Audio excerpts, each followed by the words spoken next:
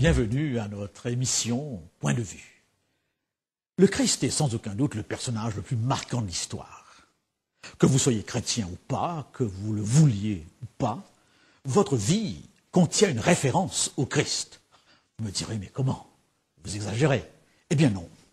Sur votre certificat de décès, sur votre certificat de vie, de naissance, et à chaque fois que vous mettez une date, vous faites une référence au Christ. En 2005, après Jésus-Christ, ou avant Jésus-Christ.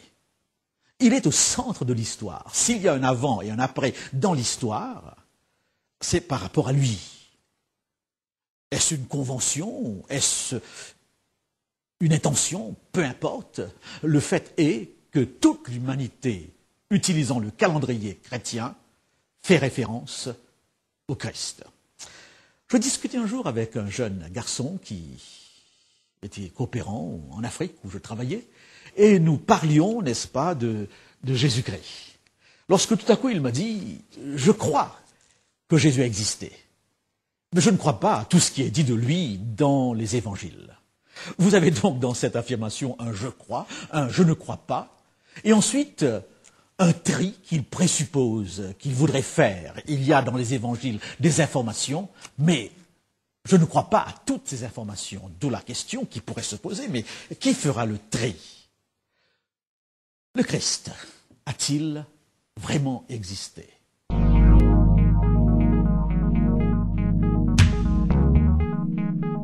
Karl, j'aurais une question à vous poser. En dehors du Nouveau Testament, que savons-nous de Jésus? Nous avons quelques témoignages à ce sujet. Je cite de mémoire le gouverneur Pline le Jeune, gouverneur de Bithynie, qui avait reçu de l'empereur Trajan l'ordre d'arrêter les chrétiens. Et Pline, dans une lettre à Trajan, dit « Ce sont des gens qui vivent pacifiquement et chez qui je n'ai trouvé aucune faute particulière. Ils se rassemblent et adorent un personnage appelé le Christ. » Nous avons dans ce témoignage de Pline une allusion à Jésus. Nous avons un autre de Tacite qui est né en 52-54 dans ses annales écrites vers l'an 112 à 116. Tacite était gouverneur de la province d'Asie. Il dit ceci: « Aucun moyen humain, ni largesse princière, ni cérémonie expiatoire ne faisait reculer la rumeur infamante d'après laquelle l'incendie de Rome avait été ordonné. Aussi, pour l'anéantir, Néron supposa des coupables et infligea des tourments raffinés à ceux que leur abomination faisait détester que la foule appelait chrétiens. Ce nom leur vient de Christ. » Je pense à Suétone. Dans son livre « Vie des 12 Césars », Suétone était archiviste à la cour de l'empereur Adrien et il fait 2 fois allusion aux chrétiens. Comme les Juifs se soulevaient continuellement à l'instigation d'un certain Christos, il les chassa de Rome. Donc, allusion à Christos, à Christ. Lucien de Samosate, un auteur satirique du IIe siècle, quelqu'un qui méprisait le Christ, et il dit ceci: « Celui qui est honoré en Palestine, où il fut mis en croix pour avoir introduit ce nouveau culte parmi les hommes, le premier législateur des chrétiens les a encore persuadés qu'ils sont tous frères. Dès qu'ils ont une fois changé de culte, ils renoncent au Dieu des Grecs et adorent le sophiste crucifié dont ils suivent les lois. » On sent ici tout le mépris de Lucien, mais il reconnaît quand même que ce personnage Christ a existé. Nous avons aussi le témoignage de Thalus, un écrivain né en Samarie. Thalus, au 3e tome de son histoire, explique ces ténèbres. Luc 23, verset 44, où il est question d'une éclipse solaire. Ce qui me semble peu rationnel, tout à fait irrationnel, dit-il en effet, car il est impossible qu'une éclipse solaire ait lieu pendant la pleine lune. Or, le Christ est mort à l'époque de la pleine lune pascale. Voilà donc pour les témoignages romains. Mais dans les décrets juridiques de Rome, il n'y a aucune allusion au Christ. Qu'en est-il des Juifs? Le plus célèbre, Joseph Flavius, dans ses Antiquités judaïques, écrit: « Vers le même temps vint Jésus, homme sage, si toutefois il faut l'appeler un homme, car il était un faiseur de miracles, et le maître des hommes qui reçoivent avec joie la vérité. Et il attira à lui beaucoup de Juifs et beaucoup de Grecs. C'était le Christ. Et lorsque, sur la dénonciation de nos premiers citoyens, Pilate l'eut condamné à la crucifixion, ceux qu'il avait d'abord chéris ne cessèrent de le faire, car il leur apparut 3 jours après, ressuscité, alors que les prophètes divins avaient annoncé cela, et 1000 autres merveilles à son sujet, et le groupe appelé après lui, celui des chrétiens, n'a pas encore disparu. Dans le Talmud, livre essentiel de la religion juive, nous avons encore d'autres déclarations par rapport au Christ, toujours des déclarations très critiques. Je pense qu'on peut aussi faire allusion au Coran, le livre des musulmans. L'islam représente un monde religieux important aujourd'hui, et le Coran ne met pas en doute l'existence de Jésus-Christ.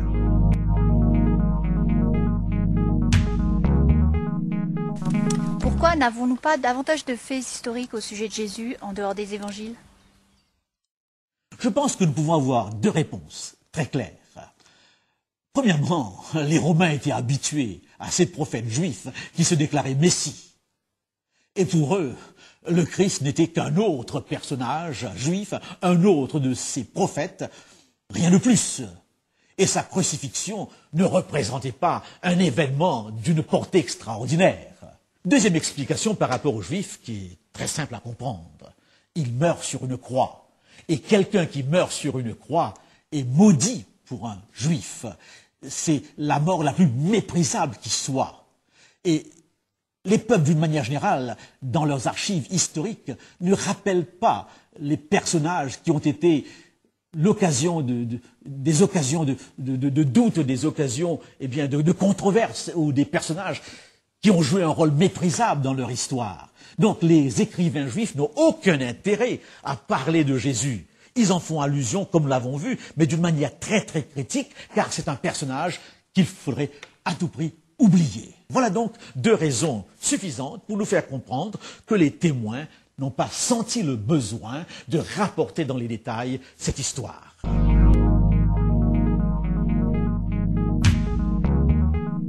En fait, moi j'aimerais bien savoir si c'est important pour la foi chrétienne de savoir que Jésus ait vraiment existé. Il faut bien que ce Christ existe pour que sa parole soit crédible. Donc l'histoire du Christ est fondamentale, son historicité est fondamentale. Et alors là, nous avons le témoignage justement des évangiles, 4 versions de sa vie.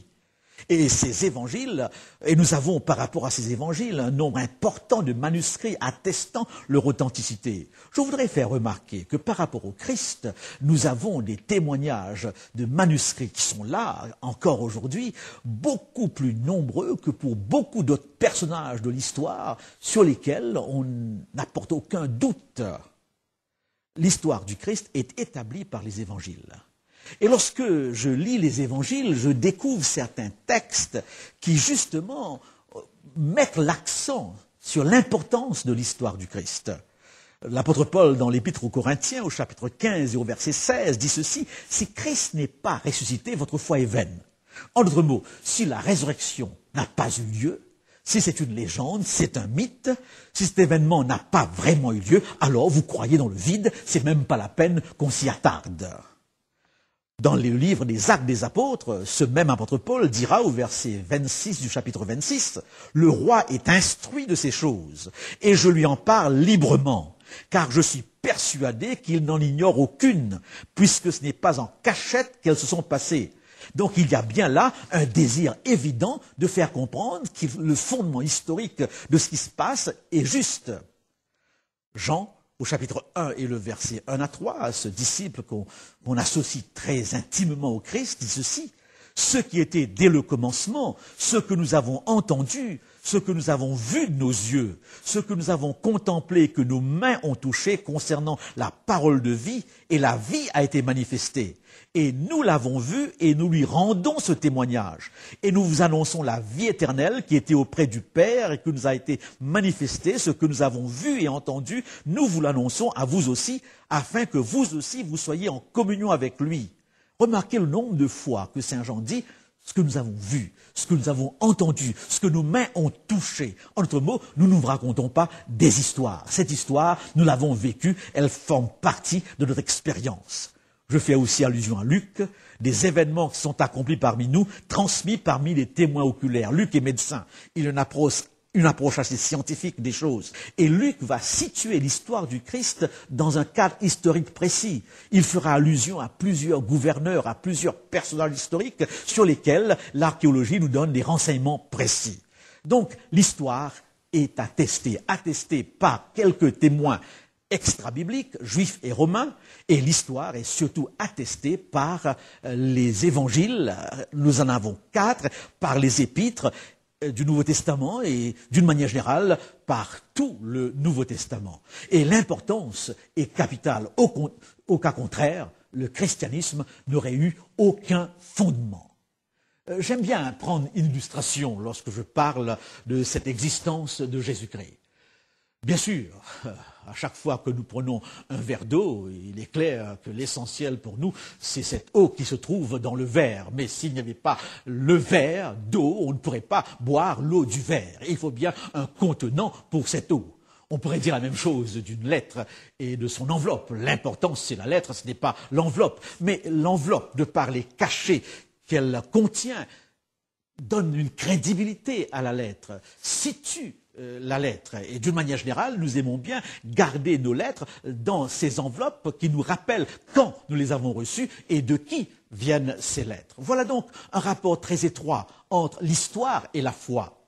Jésus dit qu'il est cette eau vive, et cette eau vive qui a pour but de transformer notre vie. Il dit aussi qu'il est la lettre de Dieu.